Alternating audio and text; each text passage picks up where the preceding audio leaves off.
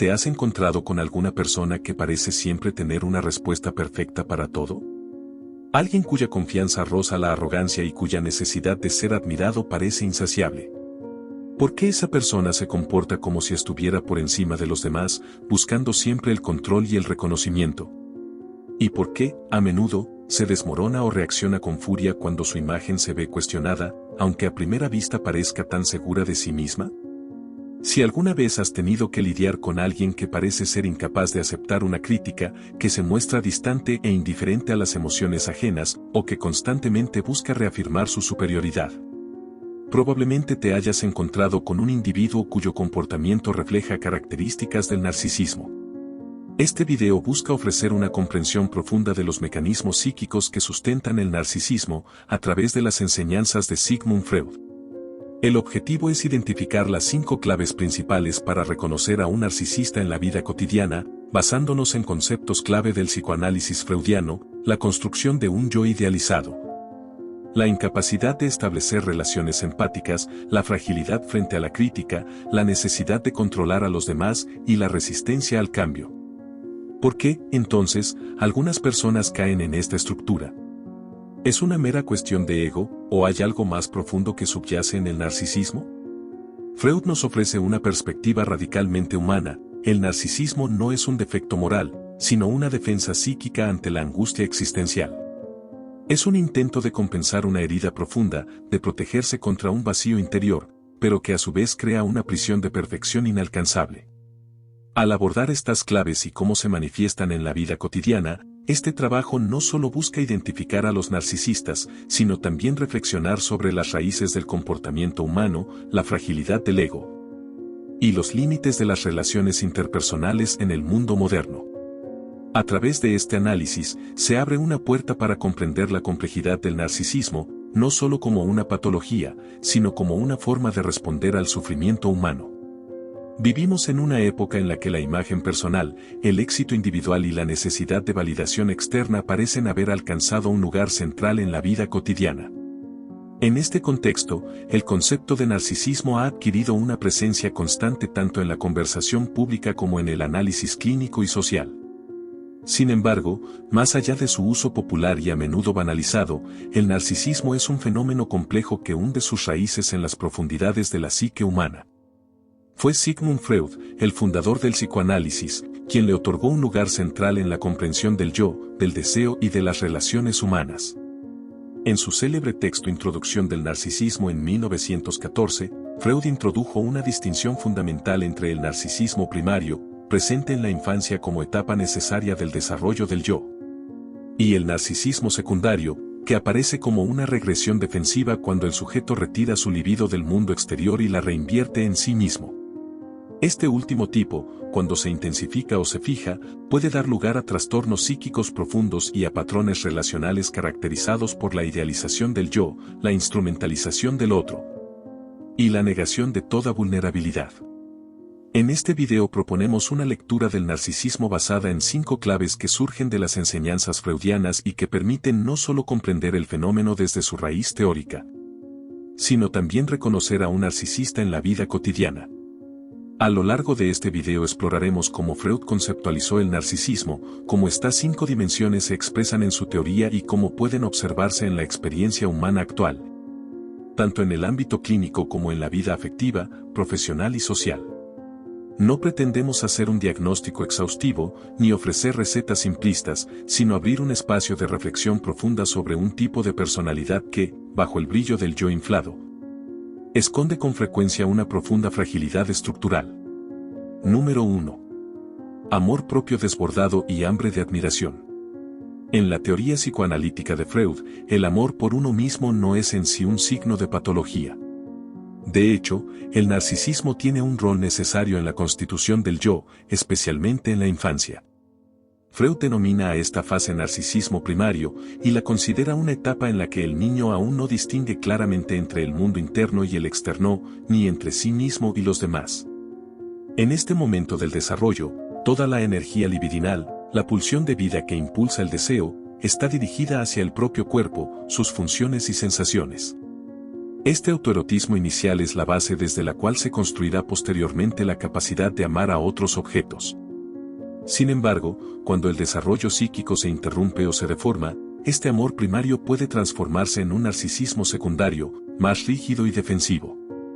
En este caso, la libido que debería dirigirse hacia los demás, lo que Freud llama objetos externos, es retirada y redirigida hacia el yo. Esta regresión suele ocurrir cuando el sujeto ha sido herido, humillado o defraudado por la realidad. En lugar de asumir la pérdida o el conflicto, el individuo se refugia en una autoafirmación exagerada. Es entonces cuando el narcisismo se convierte en una estructura patológica, el yo se inflama, el mundo se reduce a un espejo, y los otros existen solo en la medida en que devuelven admiración. Este es el primer signo para reconocer al narcisista, su necesidad constante de validación externa para sostener una imagen inflada de sí mismo. El narcisista no se ama de forma genuina ni estable. Por el contrario, su autoestima es frágil, inestable, y depende de la mirada de los demás. Como explica Freud, el narcisista se ama a sí mismo con la intensidad con que podría haber amado a un objeto. Pero este amor es siempre condicional, si el mundo no lo adora, lo desprecia, si no recibe atención, se siente invisible, si no es el centro, se considera humillado. Este patrón se manifiesta de múltiples formas. En el lenguaje, el narcisista suele recurrir al yo como eje central de su discurso, habla de sí mismo con una mezcla de grandiosidad, victimismo o autosuficiencia. Puede contar anécdotas en las que brilla, exagerar sus logros o minimizar los de los demás. En contextos profesionales, buscará acaparar el crédito de los éxitos colectivos o desviar la conversación hacia sus propias hazañas. En las redes sociales, esto se traduce en una constante necesidad de exposición, selfies, frases de autoayuda, demostraciones de éxito, sensualidad o poder. No es la imagen lo que busca comunicar, sino la reacción que provoca. Cada me gusta, cada aplauso, cada gesto de reconocimiento, alimenta el yo idealizado que oculta una carencia profunda de amor propio real. Freud plantea que el narcisista se identifica con una imagen ideal de sí mismo, un yo ideal, ideal ICH, que le sirve tanto de modelo como de refugio. Esta imagen, sin embargo, es inalcanzable, lo que genera una tensión constante entre lo que el sujeto es y lo que cree que debería ser. En lugar de aceptar sus límites y vulnerabilidades, el narcisista las niega, las proyecta en otros o las cubre con un manto de autosuficiencia. Por eso, detrás de la arrogancia, suele ocultarse una inseguridad estructural, el miedo a no ser nada sin la admiración del entorno. Esta hambre de validación puede volverse insaciable. Al no poder generarla desde un yo integrado y realista, el narcisista la exige del otro de manera constante y, a menudo, agresiva. En el plano afectivo, esto puede dar lugar a relaciones en las que el otro se siente usado, invisibilizado o subordinado a las necesidades del narcisista. No se trata de un intercambio afectivo, sino de un culto al yo donde solo hay lugar para la adoración. Esta dinámica puede observarse también en líderes carismáticos, celebridades o figuras públicas que dependen de la atención masiva para sostener su identidad. Sin ella, experimentan una especie de muerte simbólica. En este sentido, el narcisista no busca simplemente ser admirado, sino ser amado incondicionalmente por un ideal de sí que ni siquiera él puede alcanzar. De allí su insatisfacción permanente, ni la fama, ni el amor, ni el éxito bastan, porque ninguno de ellos toca el yo verdadero, siempre oculto detrás de la máscara. Así, el narcisista vive una paradoja, quiere ser amado por todos, pero no puede amar de verdad, desea admiración, pero desprecia a quienes lo admiran, necesita ser el centro, pero su yo está descentrado. Vaciado por la imposibilidad de un amor auténtico hacia sí mismo. Freud nos muestra que este tipo de narcisismo no es simplemente un exceso de autoestima, sino una defensa ante la herida de no poder sostenerse como sujeto deseante, vulnerable, limitado y humano. Número 2. Incapacidad para la empatía y el amor genuino. Si en el capítulo anterior analizamos el narcisismo como un amor excesivo por sí mismo, en este capítulo abordaremos su consecuencia inevitable, la imposibilidad de amar verdaderamente al otro. Desde la perspectiva de Freud, el narcisismo secundario no solo implica una concentración de la libido en el yo, sino también un empobrecimiento radical del mundo externo. El narcisista, atrapado en su propia imagen, no ve al otro como un ser real, sino como una extensión de sí mismo, una figura que existe únicamente para confirmar su valor o satisfacer sus necesidades. En Introducción del narcisismo, Freud plantea una tensión esencial entre el amor narcisista y el amor objetal, el amor hacia otros. Para el sujeto narcisista, el otro no es amado por lo que es, sino en la medida en que encarna atributos deseables o refleja cualidades que el sujeto quisiera poseer. Esta elección objetal narcisista se basa en amar lo que uno fue, lo que uno es, lo que uno quisiera ser o lo que uno alguna vez fue. El otro funciona, entonces, como un espejo que devuelve una imagen idealizada del propio yo. Este uso instrumental del otro conlleva una de las marcas más reconocibles del narcisista, la ausencia de empatía genuina. Aunque puede mostrar gestos de afecto o comprensión, estos suelen ser estratégicos, calculados, orientados a mantener la admiración del otro o a evitar su abandono. La verdadera empatía, entendida como la capacidad de ponerse en el lugar del otro, de resonar con su dolor sin absorberlo ni dominarlo, está ausente. Para el narcisista, los sentimientos ajenos son una amenaza o una carga. En el mejor de los casos, son útiles si refuerzan su narrativa. En el peor, deben ser ignorados, ridiculizados o descartados. Esta carencia se manifiesta especialmente en las relaciones íntimas. En pareja, el narcisista puede ser encantador, atento y seductor al principio, pero rápidamente la relación se convierte en un escenario de desequilibrio emocional. El narcisista exige atención, admiración y sacrificios, pero no está dispuesto a ofrecer reciprocidad emocional.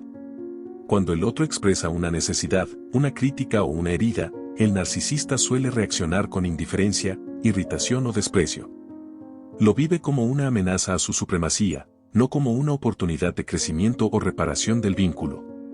Desde el punto de vista freudiano, esta imposibilidad de amar de manera genuina se relaciona con un yo empobrecido, encerrado en sí mismo. Freud observa que en casos de narcisismo extremo, como en ciertas formas de esquizofrenia, la libido se ha retirado completamente del mundo exterior.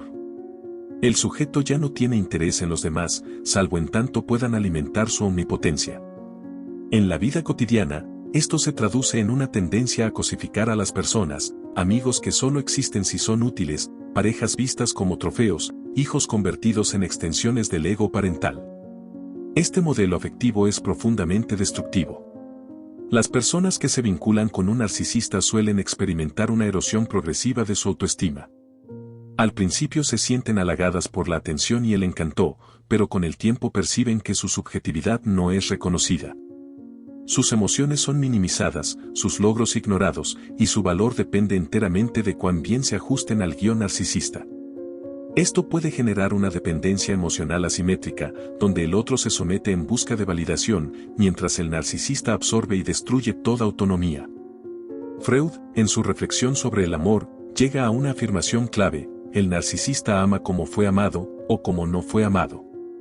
Es decir, el patrón narcisista tiene raíces profundas en las experiencias tempranas del sujeto. Un niño sobreestimulado, adorado incondicionalmente sin límites, puede crecer creyendo que todo le es debido.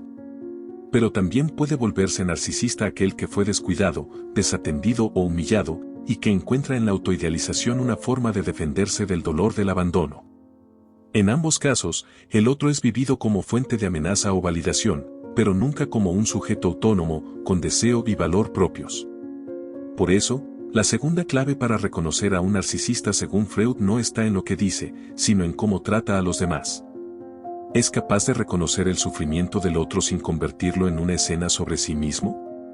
¿Escucha realmente, o solo espera su turno para hablar de sí? ¿Ama al otro por lo que es, o por lo que representa para su ego? Estas preguntas permiten detectar si nos encontramos ante una relación basada en la empatía o en la instrumentalización afectiva.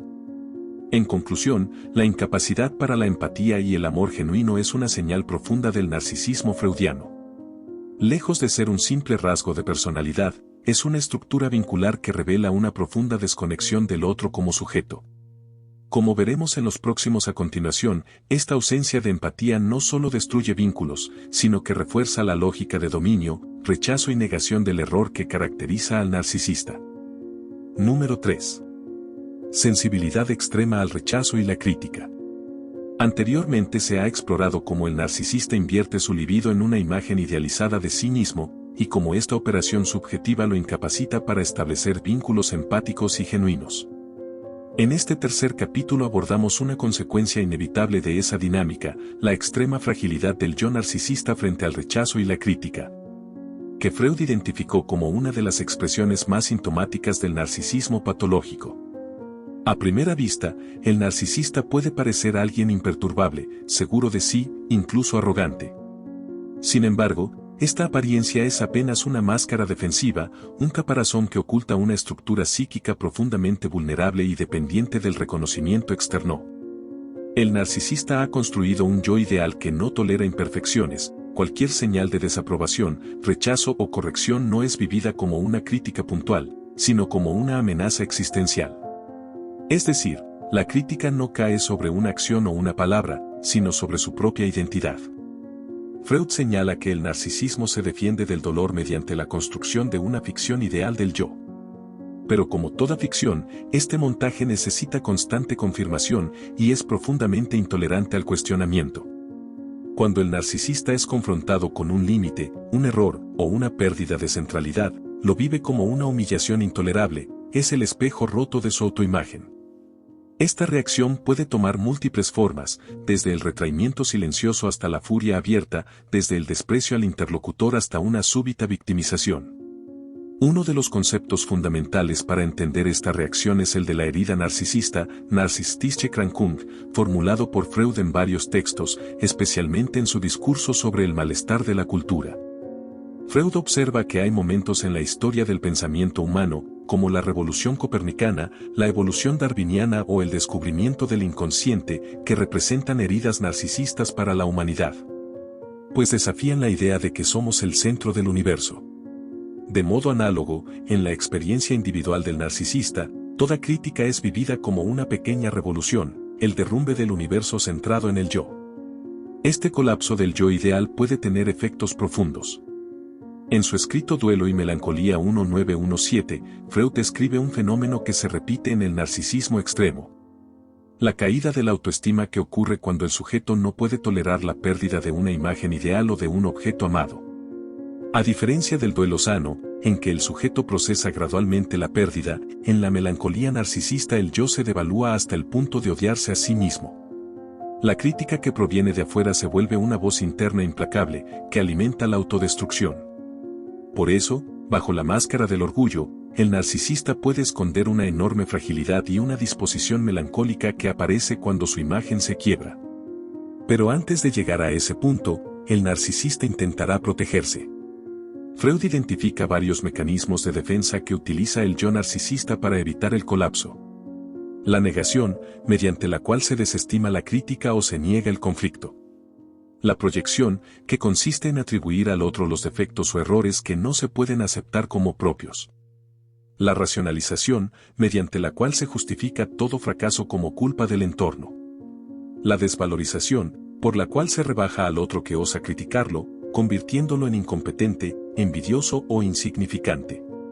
Estos mecanismos no son solo teóricos, se observan con claridad en la vida cotidiana. Por ejemplo, un jefe narcisista que recibe una observación crítica puede responder atacando al mensajero, deslegitimando su autoridad o retirándole la confianza. Un narcisista en pareja puede reaccionar con silencio hostil o con furia desproporcionada ante una mínima objeción. En ambos casos, la crítica no es integrada como parte del aprendizaje o del vínculo, sino vivida como agresión. Además, el narcisista suele carecer de lo que Freud llamó función del superyo maduro, esa instancia psíquica que permite evaluar la conducta propia con sentido ético, asumir la culpa y rectificar. En su lugar, opera un ideal del yo tiránico que exige perfección y rechaza cualquier evidencia de falibilidad. Por eso, el narcisista no puede disculparse con sinceridad ni asumir responsabilidad sin al mismo tiempo sentirse destruido. Su defensa es atacar o desaparecer. Este patrón se vuelve especialmente doloroso en relaciones cercanas. Las personas que critican o simplemente expresan un desacuerdo con el narcisista suelen ser expulsadas emocionalmente, tratadas con frialdad o convertidas en enemigos. Esta dinámica erosiona lentamente los vínculos. El narcisista, al no tolerar el conflicto como parte natural del amor o de la convivencia, prefiere rodearse de personas que lo adulen o que nunca lo confronten, reforzando así su mundo ficticio pero solitario. Sin embargo, no todo narcisista reacciona con agresión visible. Algunos lo hacen mediante el retraimiento, la queja silenciosa o el victimismo. En lugar de atacar, se hacen invisibles, esperando que el otro se sienta culpable. Este tipo de narcisismo pasivo también revela la misma herida estructural: el yo no puede integrar la imperfección sin desmoronarse. En síntesis, la tercera clave para reconocer a un narcisista en el sentido freudiano es su intolerancia a la crítica, la imposibilidad de asumir errores sin colapsar emocionalmente, y la necesidad de proteger su imagen ideal a toda costa. Esta fragilidad, aunque disfrazada de fortaleza, es una señal inequívoca de que no estamos ante un yo sano, sino ante un yo defensivo, frágil y profundamente dependiente de la mirada ajena. Número 4. Control, manipulación y necesidad de superioridad. Ya hemos explorado cómo el narcisista freudiano construye su identidad sobre una imagen ideal inflada, cómo es incapaz de amar verdaderamente a otro, y cómo reacciona con furia o colapso ante la crítica. En este capítulo, abordamos una dimensión inevitable de esta estructura psíquica, la necesidad de dominar al otro como forma de sostener su propia identidad y evitar la angustia del vacío. Para Freud, el narcisismo no es solo una forma de amor propio, sino una estructura de poder en las relaciones. El narcisista no se contenta con ser admirado, necesita situarse por encima de los demás. Esta necesidad de superioridad se manifiesta como una voluntad de control constante que puede adoptar formas sutiles o abiertamente agresivas, pero que siempre tiene un objetivo: reducir al otro a objeto del propio deseo.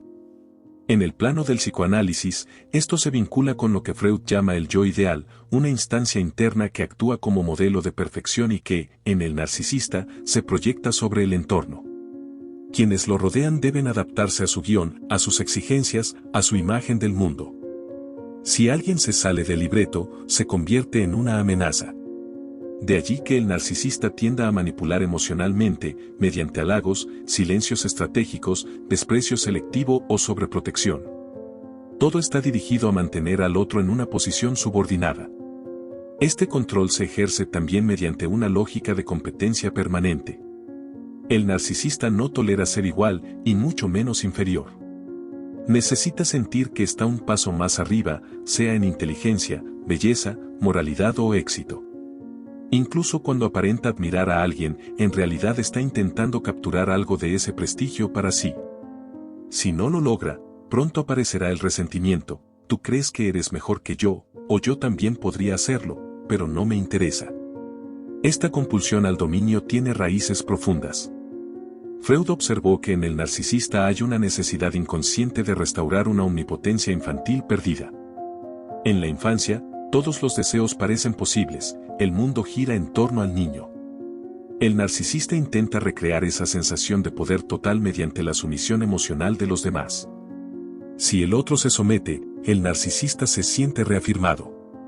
Si el otro se resiste, el narcisista lo percibe como enemigo y activará estrategias de castigo, desprecio, exclusión, sarcasmo o indiferencia calculada. En las relaciones personales, esta necesidad de superioridad se traduce en dinámicas de abuso emocional, donde el narcisista desacredita sistemáticamente al otro para que dependa de su aprobación. Frases como "nadie más te va a querer como yo", "sin mí no sabrías qué hacer", o "no exageres", "estás loco" /diagonal forman parte del arsenal narcisista. Se trata de minar la autonomía del otro para volverlo manejable. Freud diría que este control no es más que el intento desesperado del yo por sostenerse a través de la sumisión del otro. Pero esta lógica de dominio no se limita al ámbito íntimo. También aparece en lo social, lo profesional, lo político. En figuras públicas, líderes autoritarios o personalidades carismáticas, el narcisismo puede adquirir formas colectivas.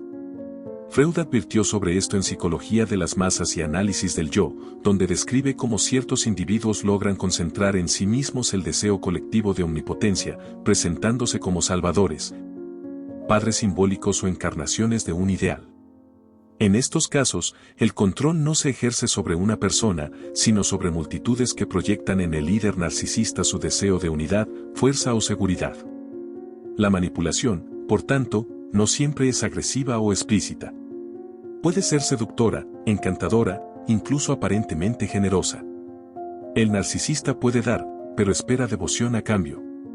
Puede proteger, pero solo si se le rinde pleitesía. Puede ser carismático, pero necesita un auditorio constante que lo confirme. El control está en el centro, controlar la narrativa, la percepción, la relación. Por eso, la cuarta clave para reconocer a un narcisista es observar si existe una necesidad constante de ejercer poder sobre los demás, ya sea mediante la seducción, la descalificación, el victimismo o la mentira. No se trata solo de querer ganar una discusión, sino de organizar el mundo de manera que nadie cuestione su autoridad subjetiva. Esta lógica de dominio impide cualquier relación verdaderamente democrática, horizontal o abierta al diálogo. El narcisista no conversa, impone. No comparte el poder, lo acumula. No escucha, evalúa quién le sirve y quién lo amenaza. Y cuando se siente amenazado, puede destruir, difamar o aislar sin piedad.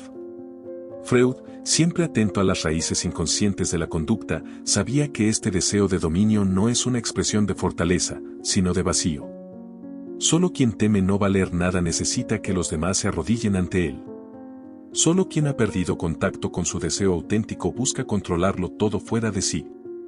En resumen, el narcisista no quiere simplemente ser querido o respetado, quiere gobernar la escena subjetiva del otro, instalarse como su ideal, su juez y su salvador.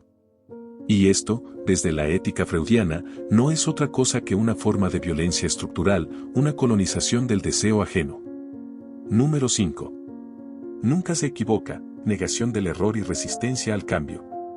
En los conceptos anteriores hemos descrito cómo el narcisista, según Freud, construye una imagen grandiosa de sí mismo, niega el amor auténtico, reacciona con violencia o colapso ante la crítica. Y necesita controlar a los demás para sostener su frágil identidad. Este último capítulo cierra el círculo, nos concentraremos en la negación del error y la resistencia estructural al cambio, dos rasgos centrales que terminan de perfilar la lógica psíquica del narcisismo. El narcisista, en la concepción freudiana, no puede equivocarse. No es que crea que tiene razón, es que su estructura psíquica necesita tenerla para sobrevivir. Admitir un error sería admitir una falla en la imagen ideal del yo, y eso equivaldría, a nivel inconsciente, a un colapso simbólico. La verdad, para el narcisista, no está fuera, es su verdad, su perspectiva única, no sujeta a negociación. Esto explica por qué, incluso ante evidencias contundentes, el narcisista no cede. Puede reinterpretar, distorsionar, minimizar, pero nunca aceptar sinceramente que se ha equivocado. Freud describió este fenómeno con claridad en el marco de sus estudios sobre la resistencia del yo al análisis. En muchos pacientes narcisistas observaba una incapacidad para someterse al proceso de transformación que exige el psicoanálisis. Para que el análisis funcione, el paciente debe reconocer que algo está mal, que hay un síntoma que no controla y que necesita ayuda. Pero en el narcisista, esa admisión representa una amenaza insoportable. La resistencia al análisis no es simple terquedad, es una defensa profunda del narcisismo frente a la pérdida de omnipotencia. Este patrón se verifica también en la vida cotidiana. El narcisista rara vez ofrece disculpas auténticas. Si lo hace, suele ser estratégico, no sincero. Cuando lo enfrentan con un error, cambia el foco, evade el tema, responsabiliza a otro o minimiza lo ocurrido. Puede incluso hacer sentir culpable a quien lo señala, invirtiendo los roles, me haces sentir mal con tus críticas, nunca me entiendes, tú nunca te equivocas. En estas frases se revela la verdadera intención, no reparar, sino restablecer su superioridad. El rechazo a cambiar también está vinculado con la imposibilidad de mirarse de frente. Cambiar requiere un proceso de duelo, dejar atrás la imagen ideal, tolerar la incomodidad de no saber quién se es, enfrentar la falta. Pero el narcisista, como Freud lo señala, prefiere una ficción estable a una verdad dolorosa.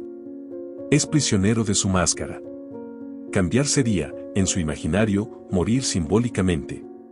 Por eso se aferra con tenacidad a sus ideas, sus hábitos, sus versiones de los hechos. No aprende de la experiencia, la acomoda a su narrativa. Esta lógica también impide el desarrollo ético. Freud, en sus reflexiones sobre el superyo, Sostiene que el ser humano desarrolla un sentido moral al interiorizar normas externas y reflexionar sobre ellas. Pero el narcisista no se mide por normas éticas externas, se juzga por su propio ideal, que es absoluto, inflexible y ciego al otro. Así, no puede reconocerse culpable sin destruirse, ni perdonar sin sentirse humillado. La ética narcisista es una ética del orgullo, no busca el bien común, sino preservar la supremacía del yo. Esta incapacidad para el cambio produce un sufrimiento profundo en quienes rodean al narcisista. Porque no importa cuánto se dialogue, cuánto se explique, cuánto se insista, el narcisista no cede. Está atrapado en una lógica circular, donde toda objeción es una amenaza, toda diferencia es una agresión, y todo intento de transformación es interpretado como traición. Así se vuelve impermeable a la crítica, al amor, al dolor ajeno e incluso a su propio dolor. Desde la perspectiva freudiana, esto no es simplemente un defecto de carácter, sino una estructura psíquica defensiva frente a un vacío originario.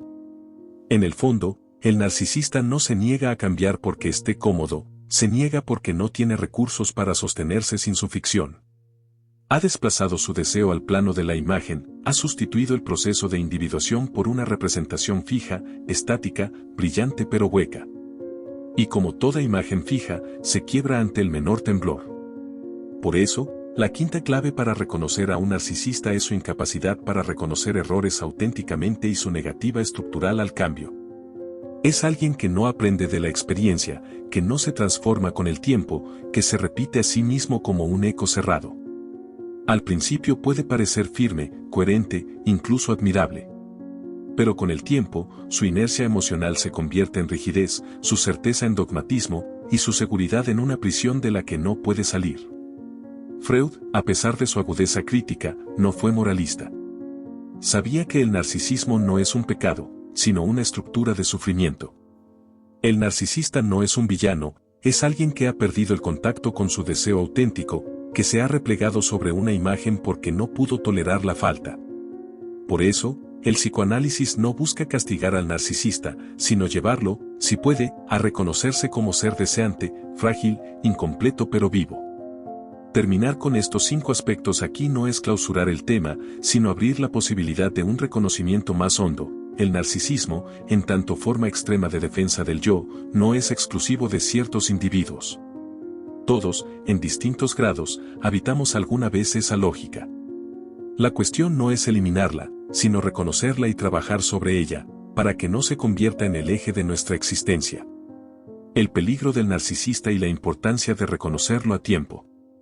Habiendo recorrido las 5 claves fundamentales para reconocer a un narcisista según la teoría psicoanalítica de Sigmund Freud, hemos visto cómo el narcisista construye una imagen idealizada de sí mismo, es incapaz de establecer vínculos empáticos auténticos, reacciona con hostilidad ante la crítica.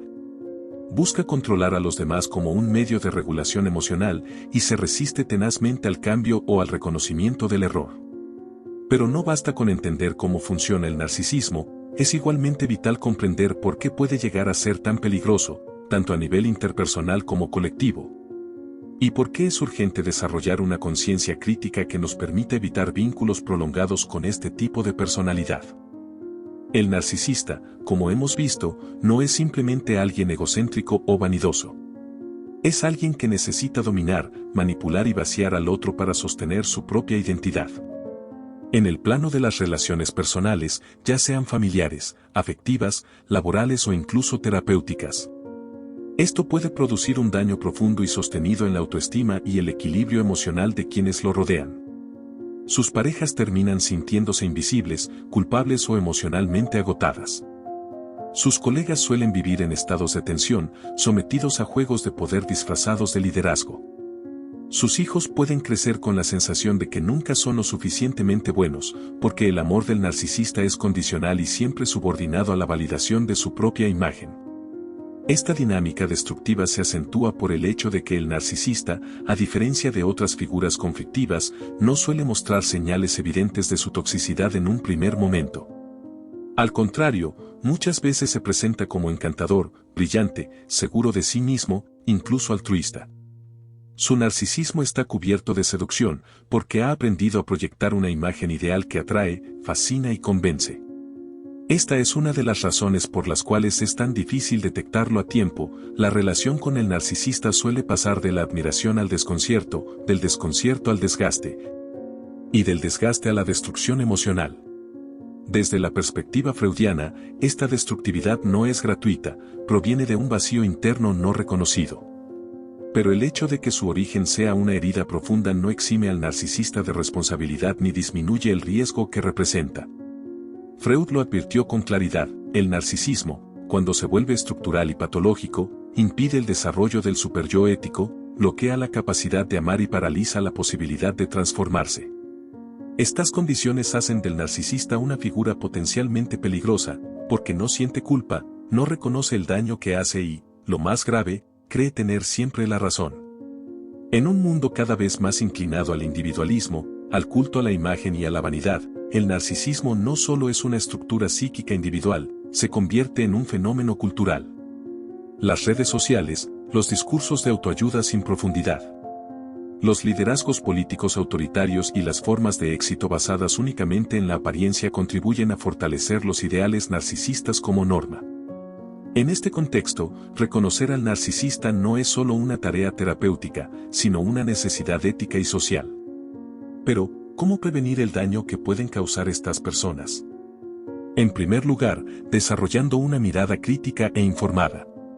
Conocer las claves estructurales del narcisismo nos permite ver más allá de la fachada.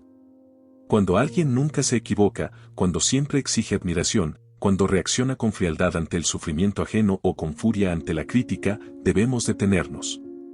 Freud nos recuerda que los síntomas no son errores del carácter, son señales que revelan conflictos más profundos. Y cuando esos síntomas se vuelven patrones estables, repetitivos y destructivos, es hora de marcar distancia. En segundo lugar, debemos fortalecer nuestra propia identidad emocional para no quedar atrapados en la dinámica del narcisista. Una de las estrategias más comunes del narcisista es proyectar culpa en el otro, hacerlo dudar de su percepción, manipular sus emociones. Este proceso, que Freud vinculó con mecanismos de proyección y defensa, puede hacer que incluso personas emocionalmente estables comiencen a cuestionar su propia validez. Por eso, construir un sentido interno de valor, cultivar relaciones auténticas y buscar espacios de reflexión crítica son medidas protectoras esenciales. En tercer lugar, es necesario poner límites claros. El narcisista tiende a invadir, a colonizar el espacio emocional del otro, a apropiarse de su tiempo, su atención y su energía. Muchas veces, la única forma de preservar la salud emocional es retirarse de ese vínculo. Freud, si bien no formuló directamente una ética del alejamiento, comprendió perfectamente que no todo puede ser curado, y que no todo vínculo es sano solo por el hecho de existir.